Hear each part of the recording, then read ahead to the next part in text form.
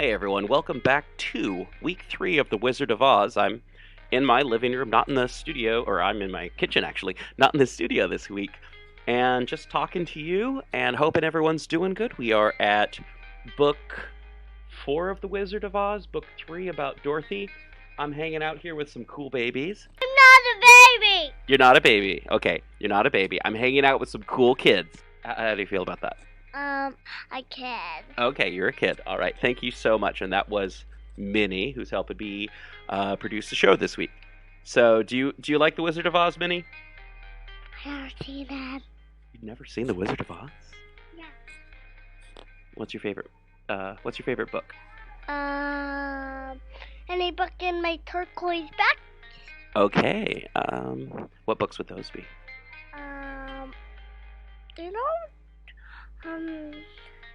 You don't have the counting, bug one.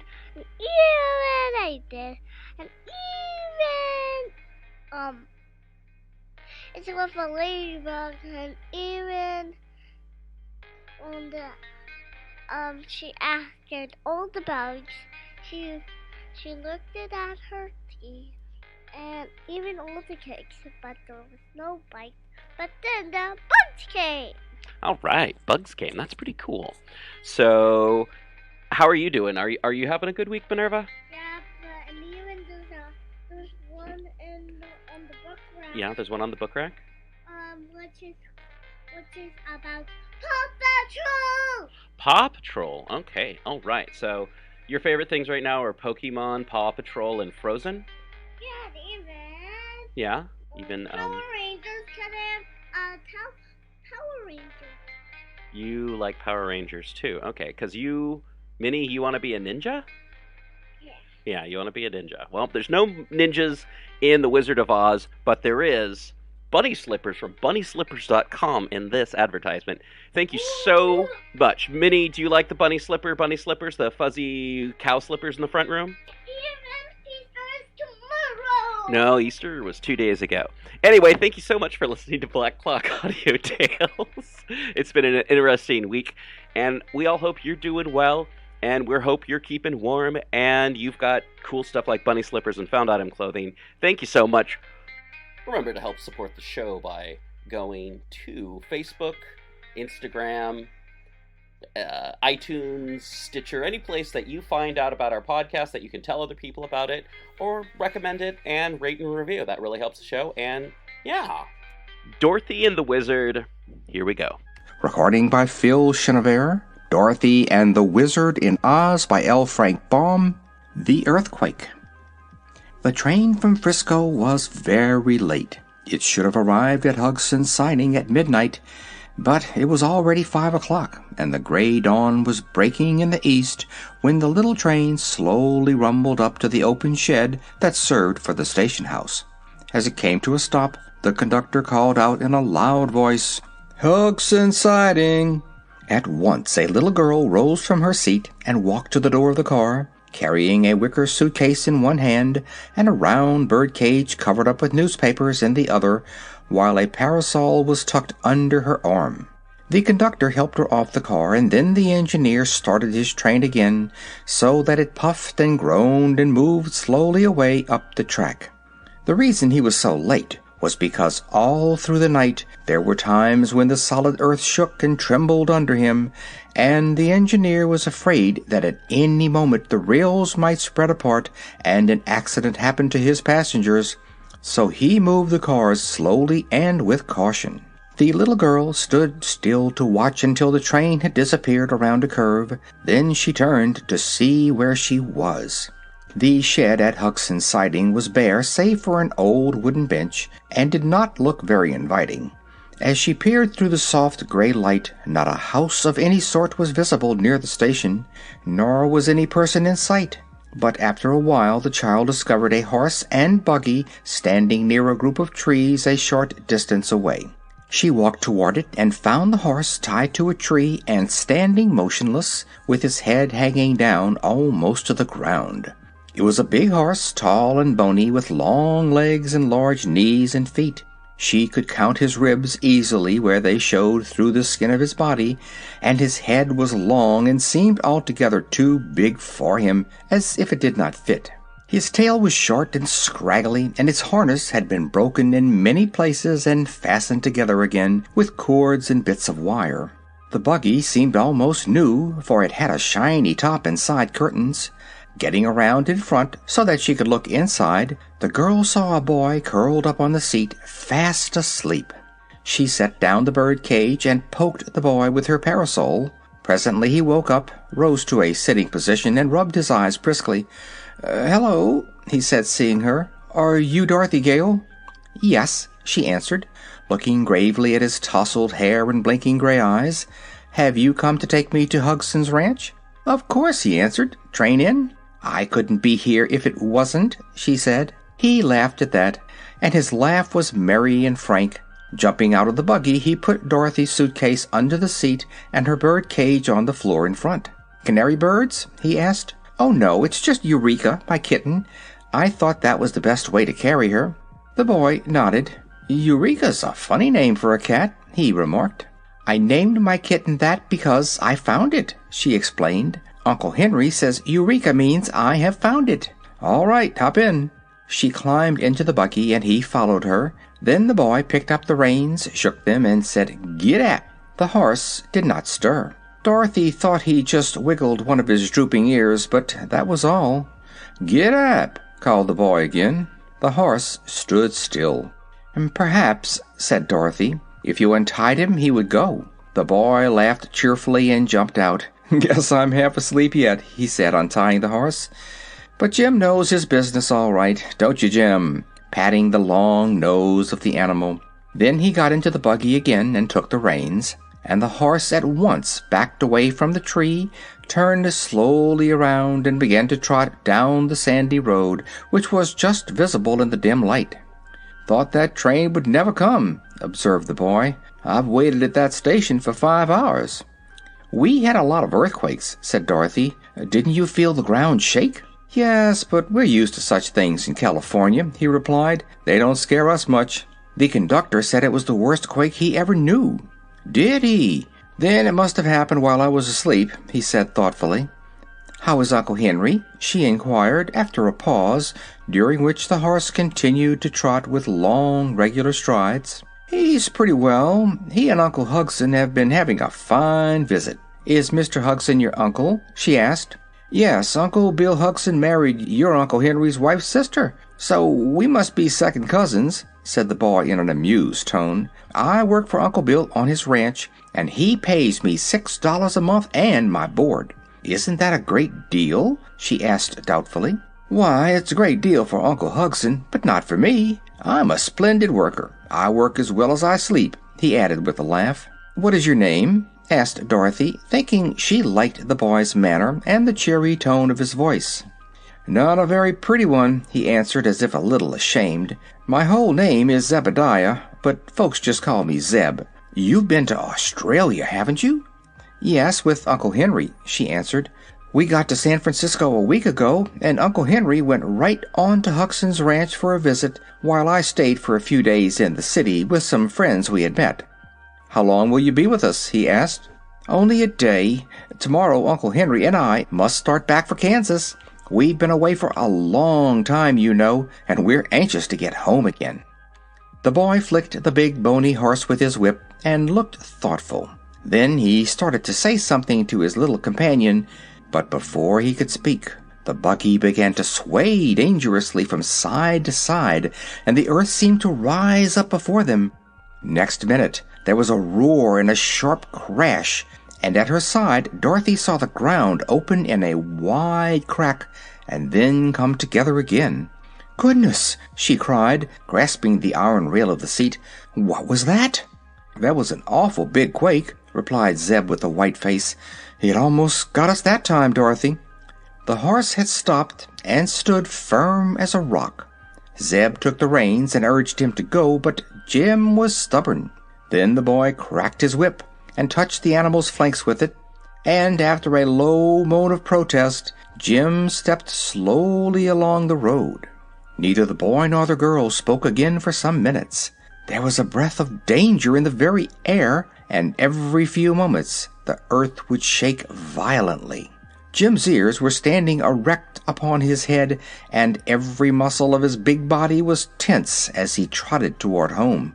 He was not going very fast, but on his flanks specks of foam began to appear, and at times he would tremble like a leaf. The sky had grown darker again, and the wind made queer sobbing sounds as it swept over the valley. Suddenly there was a rending, tearing sound, and the earth split into another great crack just beneath the spot where the horse was standing. With a wild neigh of terror, the animal fell bodily into the pit, drawing the buggy and its occupants after him. Dorothy grabbed hold of the buggy top, and the boy did the same. The sudden rush into space confused them so that they could not think. Blackness engulfed them on every side, and in breathless silence they waited for the fall to end and crush them against jagged rocks, or for the earth to close in on them again and bury them forever in its dreadful depths. The horrible sensation of falling, the darkness, and the terrifying noises proved more than Dorothy could endure, and for a few moments the little girl lost consciousness. Zeb, being a boy, did not faint, but he was badly frightened, and clung to the buggy seat with a tight grip, expecting every moment would be his last. End of Chapter 1. The Glass City. When Dorothy recovered her senses, they were still falling, but not so fast. The top of the buggy caught the air like a parachute or an umbrella filled with wind, and held them back so that they floated downward with a gentle motion that was not so very disagreeable to bear. The worst thing was their terror of reaching the bottom of this great crack in the earth, and the natural fear that sudden death was about to overtake them at any moment. Crash after crash echoed far above their heads as the earth came together where it had split, and stones and chunks of clay rattled around them on every side. These they could not see, but they could feel them pelting the buggy top, and Jim screamed almost like a human being when a stone overtook him and struck his bony body. They did not really hurt the poor horse, because everything was falling together, only the stones and rubbish fell faster than the horse and buggy, which were held back by the pressure of the air, so that the terrified animal was actually more frightened than he was injured. How long this state of things continued, Dorothy could not even guess. She was so greatly bewildered. But by and by, as she stared ahead into the black chasm with a beating heart, she began to dimly see the form of the horse Jim, his head up in the air, his ears erect, and his long legs sprawling in every direction as he tumbled through space. Also, turning her head, she found that she could see the boy beside her, who had until now remained as still and silent as she herself. Dorothy sighed and commenced to breathe easier. She began to realize that death was not in store for her after all, but that she had merely started upon another adventure, which promised to be just as queer and unusual as were those she had before encountered. With this thought in mind, the girl took heart and leaned her head over the side of the buggy to see where the strange light was coming from. Far below her, she found 6 great glowing balls suspended in the air. The central and largest one was white and reminded her of the sun. Around it were arranged, like the 5 points of a star, the other 5 brilliant balls, one being rose-colored, one violet, one yellow, one blue, and one orange. This splendid group of colored suns sent rays darting in every direction, and as the horse and buggy, with Dorothy and Zeb, sank steadily downward and came nearer to the lights, the rays began to take on all the delicate tintings of a rainbow, growing more and more distinct every moment until all the space was brilliantly illuminated. Dorothy was too dazed to say much, but she watched one of Jim's big ears turn to violet and the other to rose, and wondered that his tail should be yellow and his body striped with blue and orange like the stripes of a zebra. Then she looked at Zeb, whose face was blue and whose hair was pink, and gave a little laugh that sounded a bit nervous. "Isn't it funny?" she said. The boy was startled, and his eyes were big. Dorothy had a green streak through the center of her face where the blue and yellow lights came together, and her appearance seemed to add to his fright. I don't see anything funny about it," he stammered. Just then, the buggy tipped slowly over upon its side, the body of the horse tipping also. But they continued to fall all together, and the boy and girl had no difficulty in remaining upon the seat, just as they were before. Then they turned bottom side up and continued to roll slowly over until they were right side up again. During this time, Jim struggled frantically, all his legs kicking the air, but on finding himself in his former position, the horse said in a relieved tone of voice, "Well, that's better." Dorothy and Zeb looked at one another in wonder. "Can your horse talk?" she asked. "Never knew him to before," replied the boy. "Those were the first words I ever said," called out the horse, who had overheard them, "and I can't explain why I happened to speak then. This is a nice scrape you've got me into, isn't it?" "As for that, we are in the same scrape ourselves," answered Dorothy cheerfully. "But never mind, something will happen pretty soon." "Of course," growled the horse, "and then we shall be sorry it happened." Zeb gave a shiver. All this was so terrible and unreal that he could not understand it at all, and so had good reason to be afraid. Swiftly they drew near to the flaming colored suns and passed close beside them. The light was then so bright that it dazzled their eyes, and they covered their faces with their hands to escape being blinded. There was no heat in the colored suns, however, and after they had passed below them, the top of the buggy shut out many of the piercing rays so that the boy and girl could open their eyes again. "We've got to come to the bottom sometime," remarked Zeb with a deep sigh. "We can't keep falling forever, you know." "Of course not," said Dorothy. "We are somewhere in the middle of the earth, and the chances are we'll reach the other side of it before long. But it's a big hollow, isn't it?" "Awful big," answered the boy. "We're coming to something now," announced the horse. At this, they both put their heads over the side of the buggy and looked down. Yes, there was land below them, and not so very far away either. But they were floating very, very slowly. So slowly that it could no longer be called a fall, and the children had ample time to take heart and look about them. They saw a landscape with mountains and plains, lakes and rivers, very like those upon the earth's surface, but all the scene was splendidly colored by the variegated lights from the 6 suns. Here and there were groups of houses that seemed to be made of clear glass because they sparkled so brightly. "I'm sure we are in no danger," said Dorothy in a sober voice. "We're falling so slowly that we can't be dashed to pieces when we land, and this country that we are coming to seems quite pretty." "We'll never get home again, though," declared Zeb with a groan. "Oh, I'm not so sure of that," replied the girl.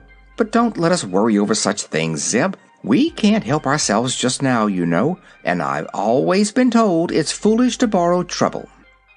The boy became silent, having no reply to so sensible a speech, and soon both were fully occupied in staring at the strange scene spread out below them. They seemed to be falling right into the middle of a big city which had many tall buildings with glass domes and sharp-pointed spires.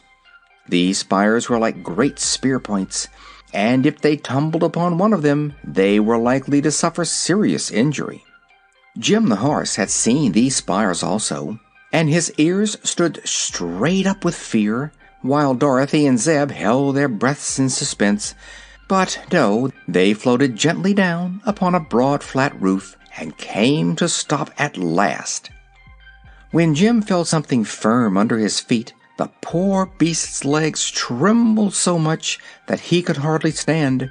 But Zeb at once leaped out of the buggy to the roof and he was so awkward and hasty that he kicked over Dorothy's birdcage, which rolled out upon the roof so that the bottom came off.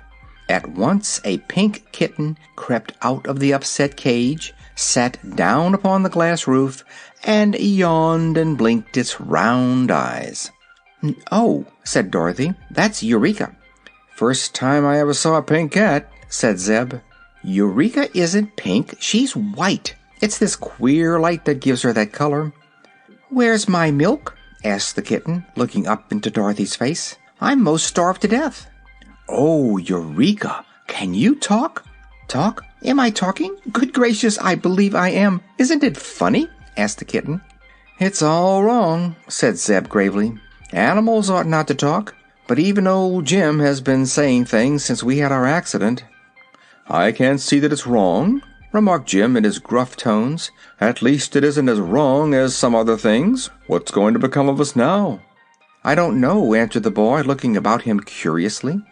The houses of the city were all made of glass, so clear and transparent that one could look through the walls as easily as through a window. Dorothy saw, underneath the roof on which she stood, several rooms used for rest chambers, and even thought she could make out a number of queer forms huddled into the corners of these rooms.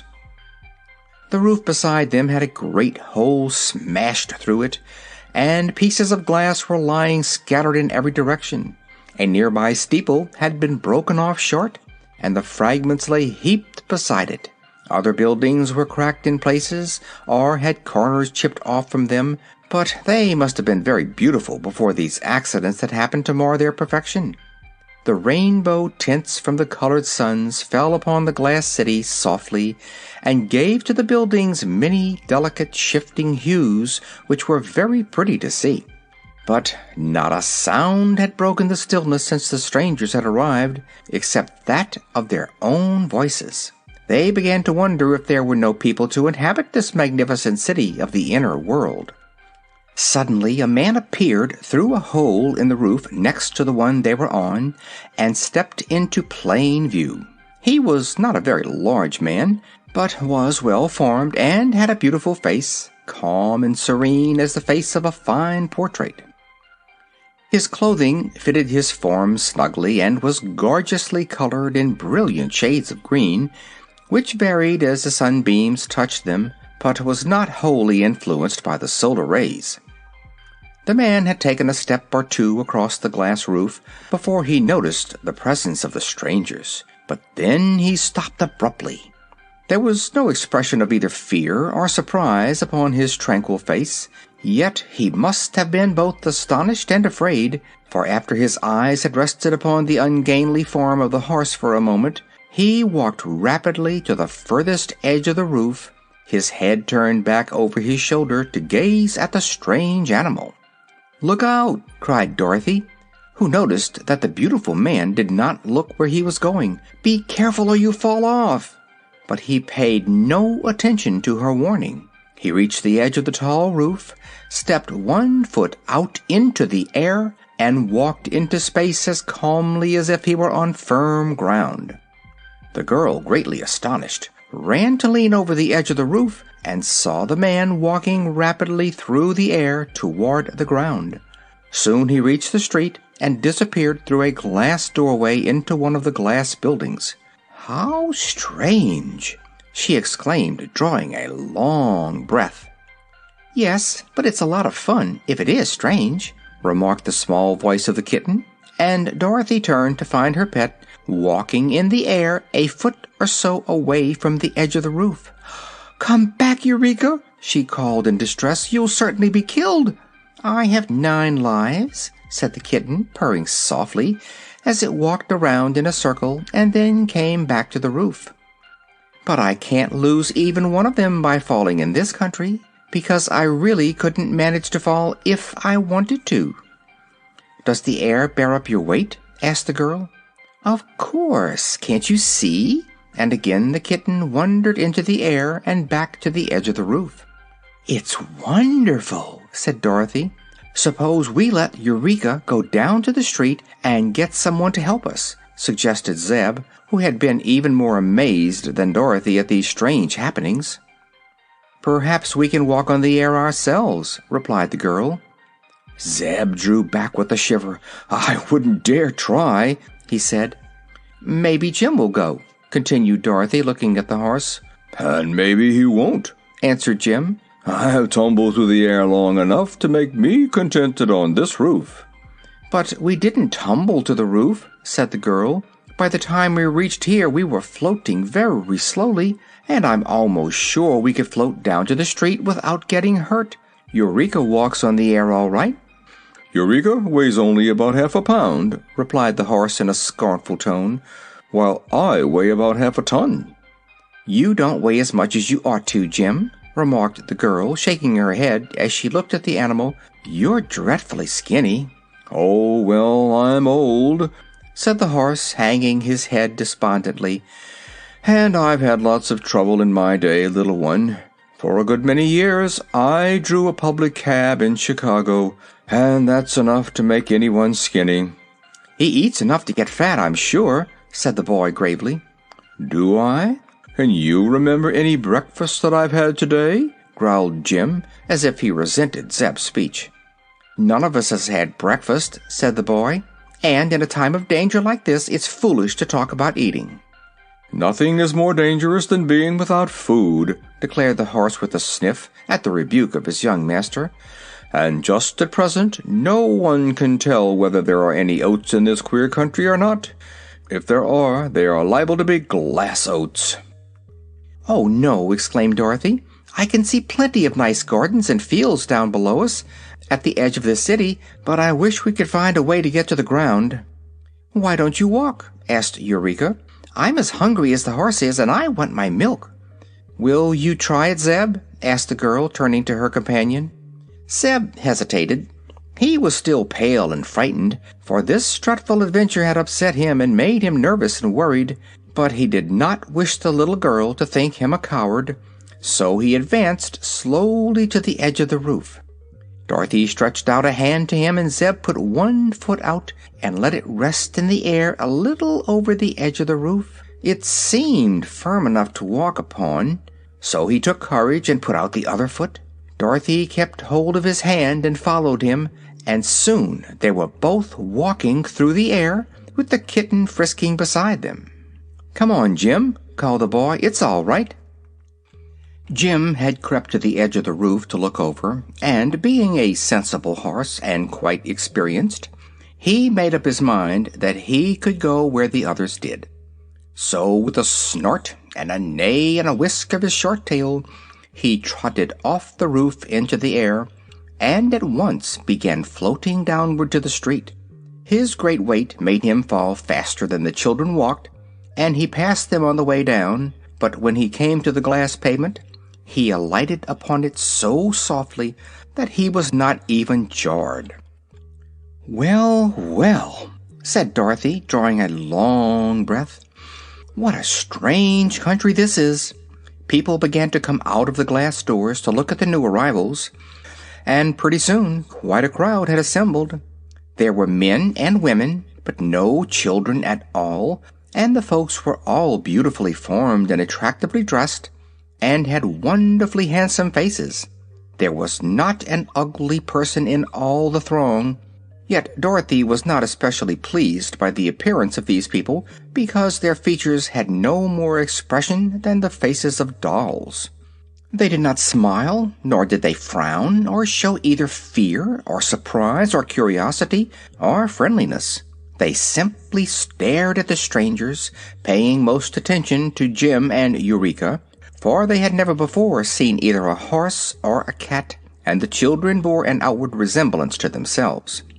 Pretty soon a man joined the group who wore a glistening star in the dark hair just over his forehead. He seemed to be a person of authority, for the others pressed back to give him room. After turning his composed eyes first upon the animals and then upon the children, he said to Zeb, who was a little taller than Dorothy, "Tell me, intruder, was it you who caused the rain of stones?" For a moment the boy did not know what he meant by this question. Then he remembered the stones that had fallen with them and passed them long before they had reached this place. He answered, "No, sir, we didn't cause anything. It was the earthquake." The man with the star stood for a time quietly thinking over this speech. Then he asked, "What is an earthquake?" "I don't know," said Zeb, who was still confused. But Dorothy, seeing his perplexity, answered, "It's a shaking of the earth. In this quake a big crack opened and we fell through, horse and buggy and all, and the stones got loose and came down with us." The man with the star regarded her with his calm, expressionless eyes. "The rain of stones has done much damage to our city," he said, "and we shall hold you responsible for it unless you can prove your innocence." "How can we do that?" asked the girl.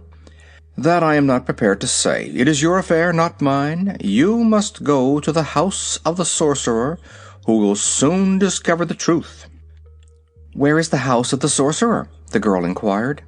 "I will lead you to it. Come." He turned and walked down the street, and after a moment's hesitation, Dorothy caught Eureka in her arms and climbed into the buggy. The boy took his seat beside her and said, "Get up, Jim." As the horse ambled along, drawing the buggy, the people of the glass city made way for them and formed a procession in their rear. Slowly they moved down one street and up another, turning first this way and then that, until they came to an open square in the center of which was a big glass palace, having a central dome and 4 tall spires on each corner. End of Chapter 2. The Arrival of the Wizard. The doorway of the glass palace was quite big enough for the horse and buggy to enter, so Zeb drove straight through it, and the children found themselves in a lofty hall that was very beautiful. The people at once followed and formed a circle around the sides of the spacious room, leaving the horse and buggy and the man with the star to occupy the center of the hall. "Come to us, O Gwig," called the man in a loud voice. Instantly a cloud of smoke appeared and rolled over the floor. Then it slowly spread and ascended into the dome, disclosing a strange personage seated upon a glass throne just before Jim's nose. He was formed just as were the other inhabitants of this land, and his clothing only differed from theirs in being bright yellow. But he had no hair at all, and all over his bald head and face and upon the backs of his hands grew sharp thorns like those found on the branches of rose bushes. There was even a thorn upon the tip of his nose, and he looked so funny that Dorothy laughed when she saw him. The sorcerer, hearing the laugh, looked toward the little girl with cold, cruel eyes, and his glance made her grow sober in an instant. "Why have you dared to intrude your unwelcome persons into the secluded land of the Mangaboos?" he asked sternly. "'Cause we couldn't help it," said Dorothy. "Why did you wickedly and viciously send the rain of stones to crack and break our houses?" he continued. "We didn't," declared the girl. "Prove it!" cried the sorcerer. "We don't have to prove it," answered Dorothy indignantly. "If you had any sense at all, you'd know it was the earthquake. We only know that yesterday came a rain of stones upon us, which did much damage and injured some of our people. Today came another rain of stones, and soon after it you appeared among us." "By the way," said the man with the star, looking steadily at the sorcerer, "you told us yesterday that there would not be a second rain of stones, yet one has just occurred that was even worse than the first. What is your sorcery good for if it cannot tell us the truth?" "My sorcery does tell the truth," declared the thorn-covered man. "I said there would be but one rain of stones. This second one was a rain of people and horse and buggy, and some stones came with them." "Will there be any more rains?" asked the man with the star. "No, my prince." "Neither stones nor people?" "No, my prince." "Are you sure?" "Quite sure, my prince. My sorcery tells me so." And just then a man came running into the hall and addressed the prince after making a low bow. "More wonders in the air, my lord," said he.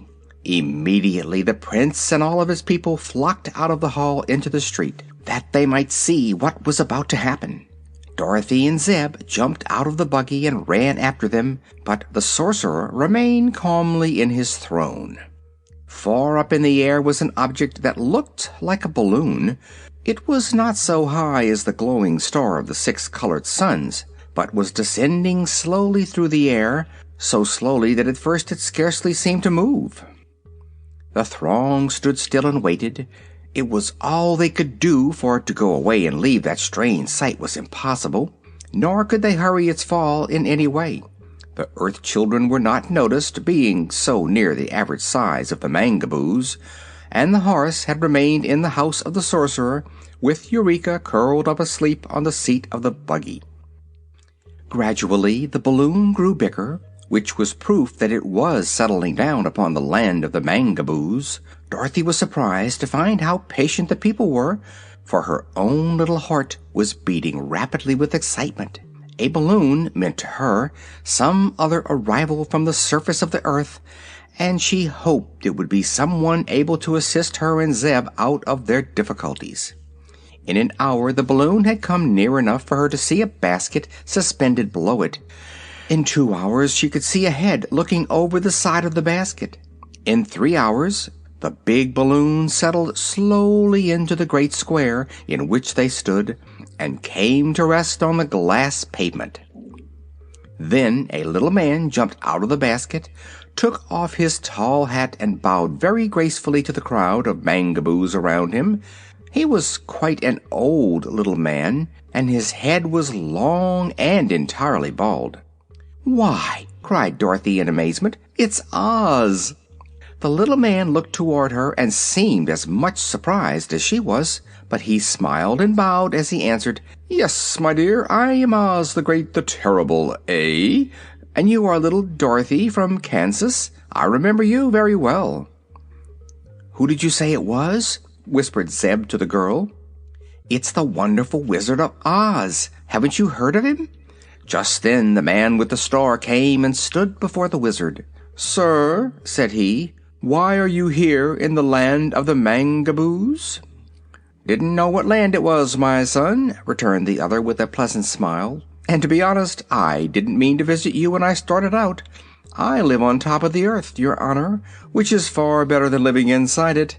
But yesterday I went up in a balloon, and when I came down I fell into a big crack in the earth caused by an earthquake. I had let so much gas out of my balloon that I could not rise again, and in a few minutes the earth closed over my head. So I continued to descend until I reached this place, and if you will show me a way to get out of it, I'll go with pleasure. Sorry to have troubled you, but it couldn't be helped." The prince had listened with attention. Said he, "This child, who is from the crust of the earth like yourself, called you a wizard. Is not a wizard something like a sorcerer?" "It's better," replied Oz promptly. "One wizard is worth 3 sorcerers." "Ah, you shall prove that," said the prince. "We Mangaboos have at the present one of the most wonderful sorcerers that ever was picked from a bush, but he sometimes makes mistakes. Do you ever make mistakes?" "Never," declared the wizard boldly. "Oh, Oz," said Dorothy, "you made a lot of mistakes when you were in the marvelous land of Oz." "Nonsense," said the little man, turning red, although just then a ray of violet sunlight was on his round face. "Come with me," said the prince to him. "I wish you to meet our sorcerer." The wizard did not like this invitation, but he could not refuse to accept it.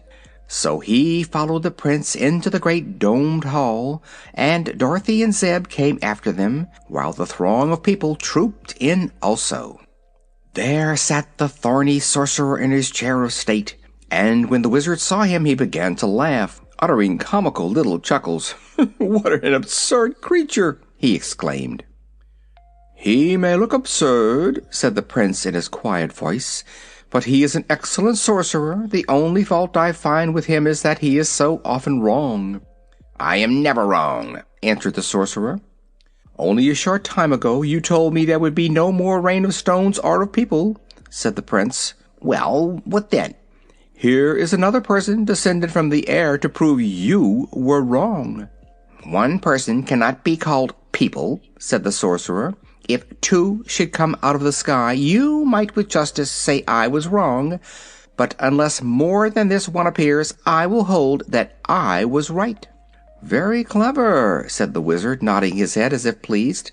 I am delighted to find humbugs inside the earth just the same as on top of it. Were you ever with a circus, brother? No, said the sorcerer. You ought to join one, declared the little man seriously. I belong to Balaam and Barney's great consolidated shows, 3 rings in one tent, and a menagerie on the side. It's a fine aggregation, I assure you. What do you do? Asked the sorcerer. I go up in a balloon, usually to draw the crowds to the circus. But I've just had the bad luck to come out of the sky, skip the solid earth, and land lower down than I intended. But never mind, it isn't everybody who gets a chance to see your land of the Gabazoos. Mangaboos, said the sorcerer, correcting him. If you are a wizard, you ought to be able to call people by their right names. Oh, I'm a wizard, you may be sure of that. Just as good a wizard as you are a sorcerer. That remains to be seen, said the other.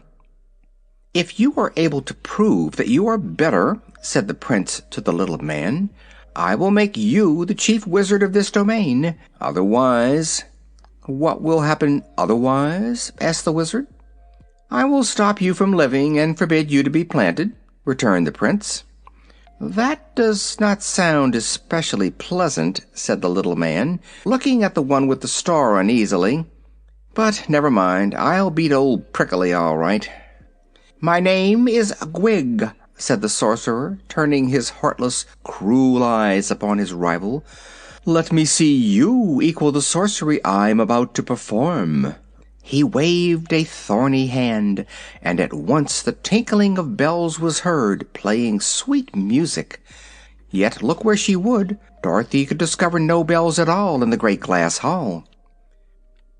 The Mangaboo people listened, but showed no great interest. It was one of the things Gwig usually did to prove he was a sorcerer.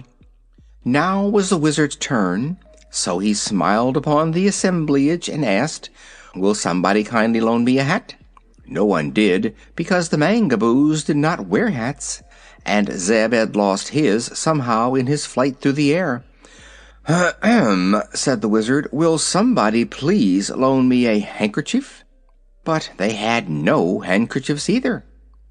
Very good, remarked the wizard. I'll use my own hat, if you please. Now, good people, observe me carefully. You see, there is nothing up my sleeve, and nothing concealed about my person. Also, my hat is quite empty. He took off his hat and held it upside down, shaking it briskly. Let me see it, said the sorcerer. He took the hat and examined it carefully, returning it afterward to the wizard. Now, said the little man, I will create something out of nothing. He placed the hat upon the glass floor, made a pass with his hand, and then removed the hat, displaying a little white piglet no bigger than a mouse, which began to run around here and there and to grunt and squeal in a tiny, shrill voice. The people watched it intently, for they had never seen a pig before, big or little. The wizard reached out, caught the wee creature in his hand, and holding it between one thumb and finger and its tail between the other thumb and finger, he pulled it apart, each of the 2 parts becoming a whole and separate piglet in an instant. He placed one upon the floor so that it could run around, and pulled apart the other, making 3 piglets in all, and then one of these was pulled apart, making 4 piglets. The wizard continued this surprising performance until 9 tiny piglets were running about at his feet, all squealing and grunting in a very comical way. Now, said the Wizard of Oz, having created something from nothing, I will make something nothing again. With this, he caught up 2 of the piglets and pushed them together so that the two were one. Then he caught up another piglet and pushed it into the first, where it disappeared, and so one by one the 9 tiny piglets were pushed together until but a single one of the creatures remained. This the wizard placed underneath his hat and made a mystic sign above it. When he removed his hat, the last piglet had disappeared entirely. The little man gave a bow to the silent throng that had watched him, and then the prince said in his cold, calm voice, "You are indeed a wonderful wizard, and your powers are greater than those of my sorcerer." "He will not be a wonderful wizard long," remarked Gwig. "Why not?" inquired the wizard. "Because I am going to stop your breath," was the reply. "I perceive that you are curiously constructed, and that if you cannot breathe, you cannot keep alive." The little man looked troubled. "How long will it take you to stop my breath?" he asked. "About 5 minutes. I'm going to begin now. Watch me carefully." He began making queer signs and passes toward the wizard, but the little man did not watch him long. Instead, he drew a leather case from his pocket and took from it several sharp knives, which he joined together one after another until they made a long sword. By the time he had attached a handle to this sword, he was having much trouble to breathe, as the charm of the sorcerer was beginning to take effect. So the wizard lost no more time, but leaping forward, he raised the sharp sword, whirled it once or twice around his head, and then gave a mighty stroke that cut the body of the sorcerer exactly in two. Dorothy screamed and expected to see a terrible sight, but as the two halves of the sorcerer fell apart on the floor, she saw that he had no bones or blood inside of him at all, and that the place where he was cut looked much like a sliced turnip or potato. "Why, he's vegetable!" cried the wizard, astonished. "Of course," said the prince. "We are all vegetable in this country. Are you not vegetable also?" "No," answered the wizard. "People on top of the earth are all meat. Will your sorcerer die?" "Certainly, sir. He is really dead now, and will wither very quickly. So we must plant him at once, that other sorcerers may grow upon his bush," continued the prince. "What do you mean by that?" asked the little wizard, greatly puzzled. "If you will accompany me to our public gardens," replied the prince, "I will explain to you, much better than I can here, the mysteries of our vegetable kingdom." End of Chapter 3.